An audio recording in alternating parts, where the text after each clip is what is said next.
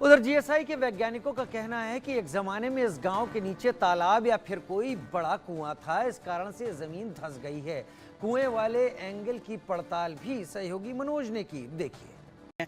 और मैं और मेरा सहयोगी राजू कायल अभी उस लोकेशन पे आए हैं और इस गड्ढे की जो कुआं है, जल स्रोत है, यहाँ पर पुराने समय में लोगों को जब पीने के लिए पानी नहीं मिलता था, तब इन लोगों ने पाताल तोड़ कुआं खोदा था और वह कुआं आज भी ओपन स्थिति में पड़ा है। हालांकि जैसे सेजरासर वाली घटना हुई है, उसको लोग अलग अलग रूप है और खेत के चारों तरफ ये रेतीले टिल्ले हैं, चारों तरफ एक टिल्लों की है जो एक लेयर सी जो बनी हुई है।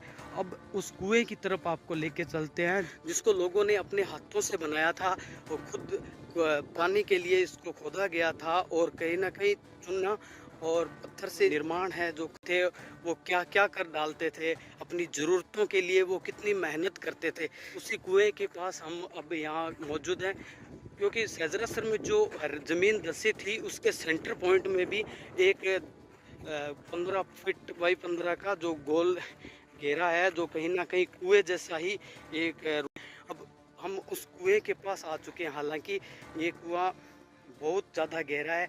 बताया जाता है कि इसमें अगर कोई पत्थर भी डाले, गिरने की आवाज़ है पत्थर की, वो नहीं आ पाएगी। हालांकि बहुत ज़्यादा गहराई है और हमारे पास संसाधन नहीं है, तो ज़्यादा दूर हम नहीं जा रहे, लेकिन आपको एक एक्सपेरिमेंट यहाँ ज़रूर करके दिखाएंगे। मेरे साथी राजू कायल से कहूँ, आवाज़ जो हवा की है उसकी आएगी, लेकिन बताया जा रहा है कि वो जब पत्थर कुएं के अंदर गिरेगा तो उसकी जो धमक है वो यहाँ नहीं आएगी। दिखाते हैं आपको। पत्थर गया, ये टकरता, ये देखो अब भी जा रहा है। सू की आवाज़ है जो यहाँ आ रही है, लेकिन वो पत्थर गिरते हुआ नहीं जो सुनाई दिया, जिसकी धमक है वो नहीं हुई है। और यह कहीं ना कहीं ये बड़ा खतरा है, ओपन भी है और हो सकता है यहाँ जानवर है जो घूमते हुए आते हैं, तो हो सकता है जानवरों की इसमें गिरने से मौत भी हुई होगी।